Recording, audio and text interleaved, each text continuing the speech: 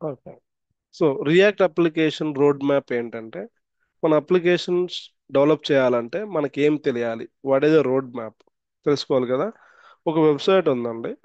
So ఈ website అనేది not only for React anything, ఓ రోడ్ మ్యాప్ ప్రొవైడ్ చేస్తారు. అంటే ఏదైనా నేర్చుకోవాలనుకుంటే ఓ రోడ్ మ్యాప్, అంటే ఎక్కడి నుంచి స్టార్ట్ చేయాలి, ఏవేవి నేర్చుకోవాలన్నది ఈ వెబ్సైట్లో మనకి ప్రొవైడ్ చేస్తారు అనమాట.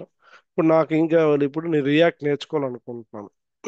ఇక్కడికి వెళ్ళి, so react developer, so react నేర్చుకోవాలంటే ఫస్ట్ ఇక్కడ నుంచి స్టార్ట్ చేసుకొని, ఇక్కడ ఇవి ఉన్నాయి చూసారా, ఈ tick marks, this is a personal recommended, అంటే లైక్ ఇది కన్ఫర్మ్ నేర్చుకోవాలి. దిస్ ఇస్ ఆల్టర్నేటివ్, ఈ టిక్ మార్క్ ఉన్నవాళ్ళు, ఈ బాక్సెస్ దగ్గర టిక్ మార్క్స్ ఉన్నాయి కదా, ఇక్కడ ఈ టిక్ మార్క్స్ ఉన్నాయి, ఇక్కడ ఈ టిక్ మార్క్స్ ఉన్నాయి, అంటే మ్యాండేటరీగా ఈ పర్పుల్ ఏదైతే ఉందో అది నేర్చుకోవాలి. ఓకేనా. ఫస్ట్ రియాక్ట్ స్టార్ట్ చేయడానికి ఇలా వచ్చాను. ఇక్కడ ఫస్ట్ వాళ్ళు ఏం చెప్పారంటే జావా స్క్రిప్ట్ నేర్చుకోమని చెప్పారు first. Okay. So react start చేయాలంటే మీకు జావా స్క్రిప్ట్ తెలియాలి. ఓకే. సో జావా స్క్రిప్ట్ తెలియాలి. జావా స్క్రిప్ట్ తో పాటు మీకు రియాక్ట్ నేర్చుకోవాలనుకుంటే బిఫోర్ కొద్దిగా మీకు ఏం ఐడియా ఉండాలంటే హెచ్టిఎంఎల్, సిఎస్ఎస్ ఐడియా ఉండాలి. తర్వాత Java script. Okay.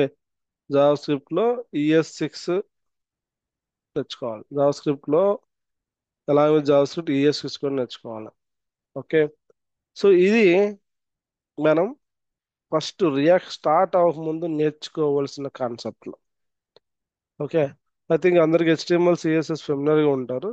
Start with Java script. ఈ జావా స్క్రిప్ట్ లో ఏమేమి నేర్చుకోవాలి, what is the road map, again the road map ఉంది జావా స్క్రిప్ట్ కి చూస్తే మీకు.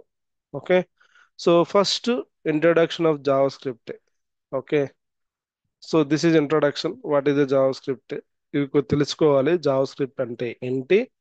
తర్వాత వేరియబుల్స్ లో ఈ వేరియబుల్స్ రైట్ సైడ్ చూస్తే వేరు లెట్ కాన్స్టెంట్ అంటే ఏంటి, ఎలా డిక్లేర్ చేస్తాము, అది నేమింగ్ కన్వెన్స్ రూల్స్ ఏంటి.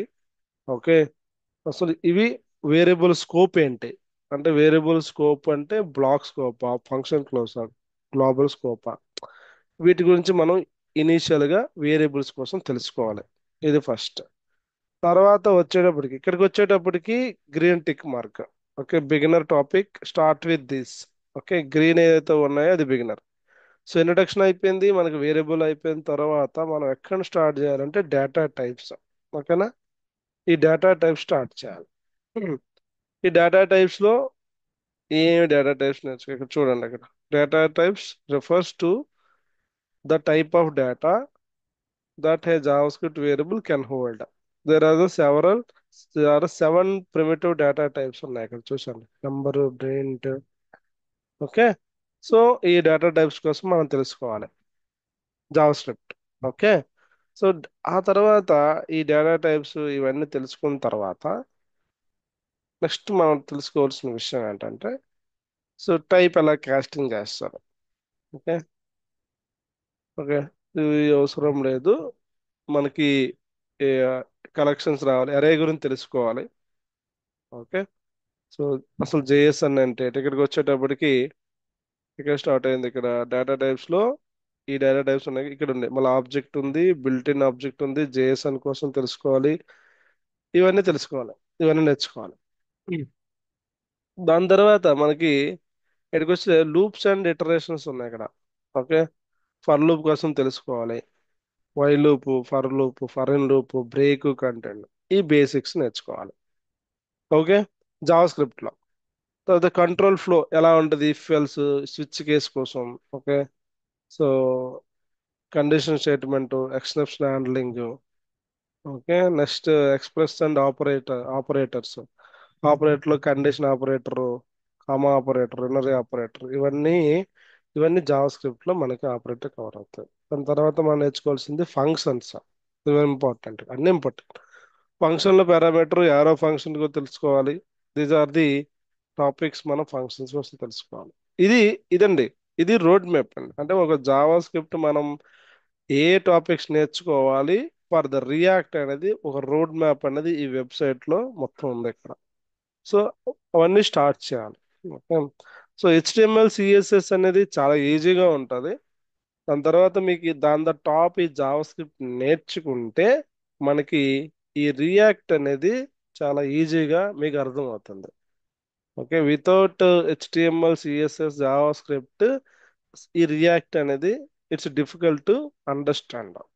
ద బేసిక్ మీకైతే తెలియాలి జావా స్క్రిప్ట్ కి హెచ్టిఎంఎల్ సిఎస్ఎస్. ఓకే. అదండి. సో తర్వాత వచ్చేటప్పటికి ఈ మూడు నేర్చుకున్న తర్వాత మనం రియాక్ట్ అనేది స్టార్ట్ చేయాలి. అసలు రియాక్ట్ లో ఏ టాపిక్స్ ఉంటాయి, ఏమి నేర్చుకోవాలనేది అగైన్ మనం ఇక్కడికి వెళ్ళి చూద్దాం. ఓకే. సో ఇక్కడికి వచ్చేటప్పటికి first forget about this one, the components అన్న. ఇక్కడ ప్రతిదీ కూడా రియాక్ట్ లో దాన్ని కాంపోనెంట్ అనే పేరుతో పిలుస్తారు. ఈ రియాక్ట్ లో రెండు type two types of components ఉంటాయి అన్నమాట. ఒకటి ఇది functional component and class component. Okay. అది నేర్చుకోవాలి.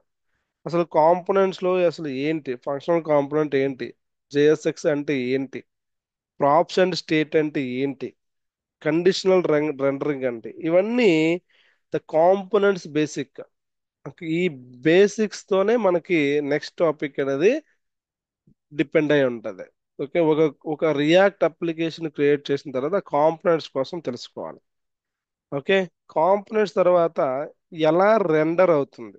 ఓకే. ఈ రెండర్ ఎలా అవుతుంది, ఈ రెండర్ లో మనం ఏం నేర్చుకోవాలి, use reference, use state, use effect, this is ఈ బేసిక్. ఓకే. అండ్ నౌ మనం హుక్స్ ఉంటాయి. సో హుక్స్ కోసం తెలుసుకుంటాం. ఇది రెండరింగ్ ఎలా చేయాలి, ఏ విధంగా రెండర్ చేయాలి, ఒక కాంపోనెంట్ లైఫ్ సైకిల్ ఎలా ఉంటుంది. కాంపోనెంట్ లైఫ్ సైకిల్ అంటే ఇక్కడ మీరు చూస్తే component have life cycle consist of the space అంట. మౌంటింగ్ అనే ఉంటుంది లైఫ్ సైకిల్లో. సో హ్యూమన్ లైఫ్ సైకిల్ ఎలా ఉంటుంది, సో స్టార్ట్ నుంచి ఎండ్ ఎలా ఉంటుంది, అలాగే ఒక కాంపోనెంట్ మనం ఇక్కడ నేర్చుకుంటాం కదా కాంపోనెంట్, ఫంక్షనల్ కాంపోనెంట్స్ కోసం ఈ కాంపోనెంట్ లైఫ్ సైకిల్ ఎలా ఉంటుంది అంటే mounting, updating and unmounting, these are the life cycle methods. అంటే ఎలా కాంపోనెంట్ స్టార్ట్ అవుతుంది, ఎక్కడ ఎండ్ అవుతుంది అనేది మనకి నేర్చుకోవాలి. Okay. Props, renders, events, reference, higher order components, higher order components కొన్ని ఉంటాయి. ఓకే. ఇవన్నీ మనకి ఈ రెండరింగ్ లోనే వస్తాయి అన్నమాట. ఓకే. సో మనం నేర్చుకున్నాం ఇది. తర్వాత మనం నేర్చుకోవాల్సింది ఏంటంటే రౌట్స్. రౌటర్ అంటే ఏంటంటే ఇప్పుడు ఒక పేజ్ నుంచి ఇంకో పేజ్, అంటే మన యాక్చువల్ రియాక్ట్ అనేది మనకి సింగిల్ పేజ్ అప్లికేషన్. అంటే ఏంటి, ఎట్ ఏ టైం ఒక పేజే లోడ్ అవుతుంది. ఇప్పుడు అక్కడ నుంచి ఒక పేజ్ ఇంకో పేజింగ్ ఎలా చేయాలి, రౌటింగ్ ఎలా చేయాలి, అవన్నీ మనం ఇక్కడ ఈ కాన్సెప్ట్ లో నేర్చుకుంటాం. Okay. So these are the, ఇక్కడ మనం ఒక స్క్రీన్ నుంచి ఏ విధంగా ఎలా రౌటింగ్ చేయాలనేది ఉంటాం. ఇంకొకటి వెరీ ఇంపార్టెంట్ అంటే స్టేట్ మేనేజ్మెంట్ అండి. సో ఈ స్టేట్ మేనేజ్మెంట్ ఎలా జరుగుతుంది అనేది కూడా మనం నేర్చుకోవాలి. స్టేట్ మేనేజ్మెంట్ కోసం నేర్చుకోవాలి.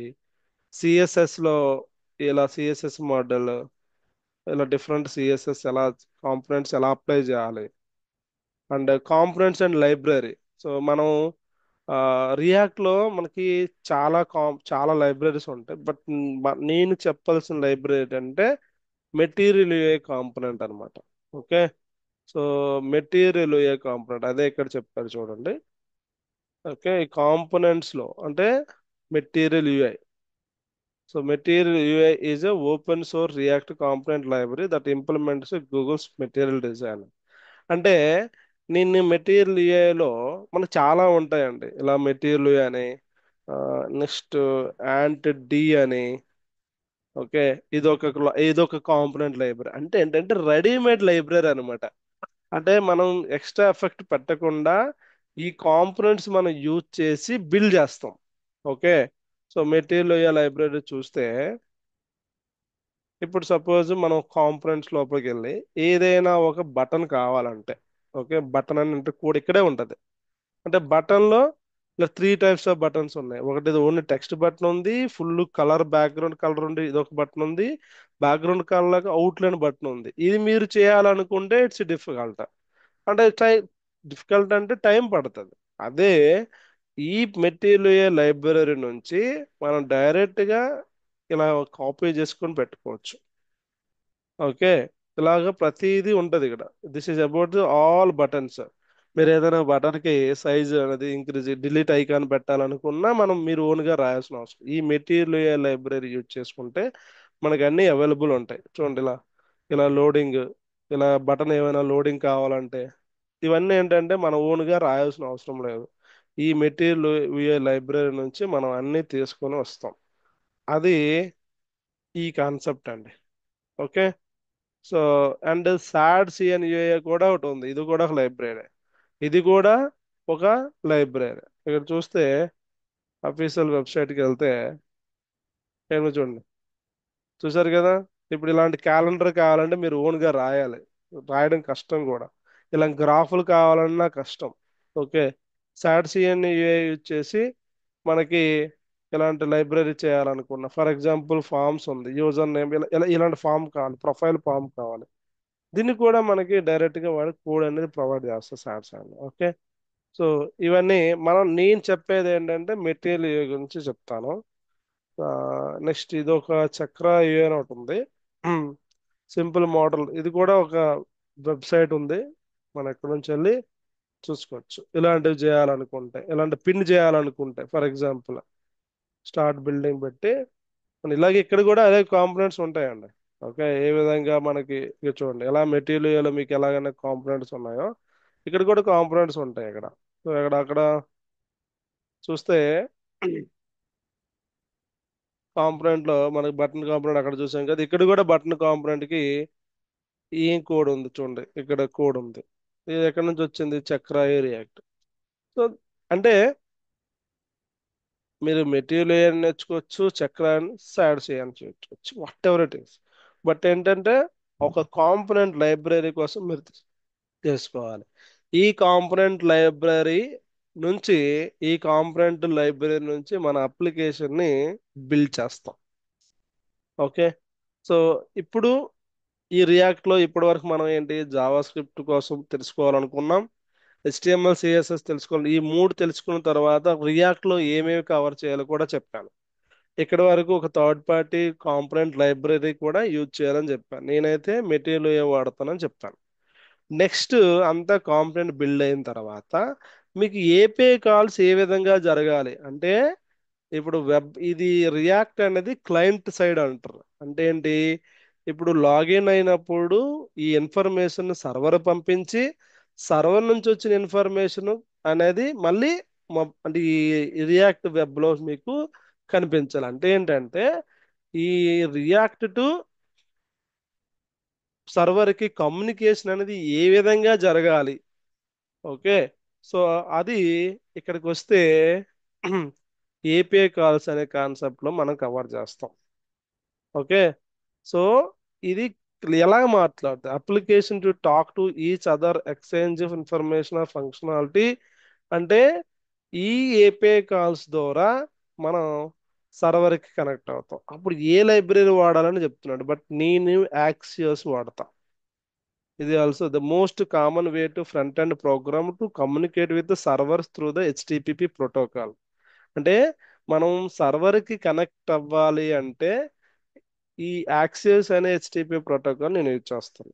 ఇదేం చేస్తుంది, ఈ probably friendly with fetch APA and HTML request interface. ఇది అదర్ ఫెచ్ ఏపీఐ అని ఒకటి ఉంటుంది. So similar like that. So ఈ యాక్సిస్ అనే నేను ఒక ప్రోటోకాల్ ఫ్రేమ్ ఇచ్చేసి, ఓకే, ఈ యాక్సెస్ యూజ్ చేసి నేను కమ్యూనికేట్ అవుతాను అనమాట సర్వర్కి. సర్వర్ నుంచి వచ్చిన తర్వాత ఏంటి, ఇన్పుట్ మీరు పంపిస్తారు, అవుట్పుట్ వస్తుంది. దీనిలో రెండు ఉంటాయండి ఏపీఐ కాల్స్, రెస్ట్ ఉంటుంది, GraphQL. Forget about GraphQL, అది కవర్ చేయను. రెస్ట్ ఏపీఐతో ఏ విధంగా కమ్యూనికేట్ అవుతాం, ఓకే, అవి కూడా మీకు ఎక్స్ప్లెయిన్ చేస్తాం. అంటే లాస్ట్ టైము, ఓకే, ఇప్పుడు మన పోస్ట్ మ్యాన్లో ఆల్రెడీగా మన దగ్గర కలెక్షన్స్ ఉన్నాయి. ఫర్ ఎగ్జాంపుల్ ఇప్పుడు ఇలాంటి కలెక్షన్స్ ఉన్నాయి, ఇలాంటి రెస్ట్ ఏపీఎస్. ఈ రెస్ట్ ఏపీఎస్ అంటే థర్డ్ పార్టీ, ఇది మన ఓన్ అనమాట. నేను క్రియేట్ చేసిన. అలా మీకు కావాలంటే ఒక అప్లికేషన్, మనం ఒక శాంపుల్ అప్లికేషన్ తీసుకొని దానికి కావాల్సిన ఏపీఎస్ నేను బిల్డ్ చేస్తాను. ఆ ఏపీఎస్ మనం రెస్ట్ ఏపీఐ, ఈ యాక్సెస్ అనే ఫ్రేమ్వర్క్ యూజ్ చేసి కమ్యూనికేట్ చేద్దాం. This is very important. ఎందుకంటే ప్రతి ఓపెన్ చేయగానే మనకి ఇంటర్నెట్ కావాలి. ఇంటర్నెట్కి వచ్చిన తర్వాత మనకి డేటా అనేది సమ్వేర్ నుంచి ఫెచ్ చేసుకుని డిస్ప్లే చేయాలి. అదే రియాక్ట్ పని. రియాక్ట్ ఏంటంటే వెబ్ అప్లికేషన్ ఏంటంటే ఒక వెబ్ అప్లికేషన్లోకి వెళ్ళి లాగిన్ అయిన తర్వాత మీకు కావాల్సిన ఇన్ఫర్మేషన్ అనేది నీ బ్రౌజర్లో ఉండదు.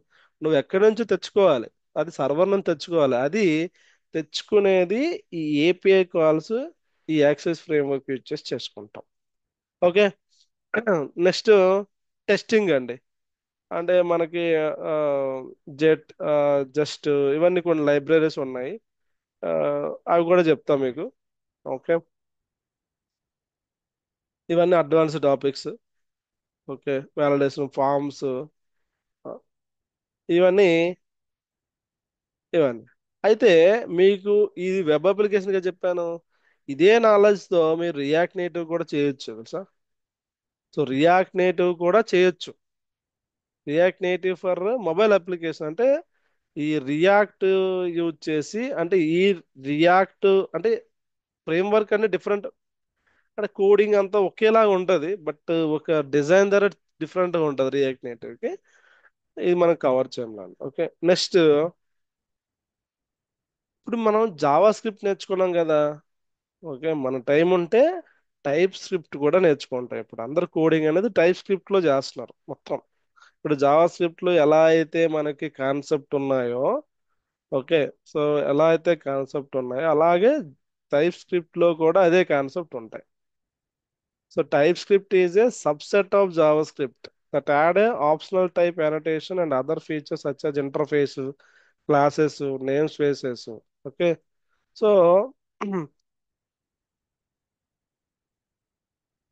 ఇప్పుడు మనకి ఏంటి, ఇది టైప్ స్క్రిప్ట్ అంటే మనకి జావా స్క్రిప్ట్ అంతా పర్లేదు. ఓకే. మనం జావా స్క్రిప్ట్ తో రియాక్ట్ అప్లికేషన్ బాగా చేయగలుగుతున్నాం అంటే మనం తర్వాత ఈ టైప్ స్క్రిప్ట్ కూడా నేర్చుకొని మనం అప్లికేషన్ చేయొచ్చు. సో ఇదండి ఓవరీ ఆఫ్ ది రియాక్ట్. మనం రియాక్ట్ మీరు నేర్చుకోవాలనుకుంటే ఏమేం ఫస్ట్ మీకు ఏం కావాలి, ఏమేమి నేర్చుకోవాలి, ఏ కాన్సెప్ట్ నేర్చుకోవాలి, తర్వాత రియాక్ట్ ఎలా స్టార్ట్ చేయాలి, రియాక్ట్లో ఏ కాన్సెప్ట్ ఉంటాయి అన్నది మీకు మీకు చెప్పాను అనమాట. Is about over of the our react.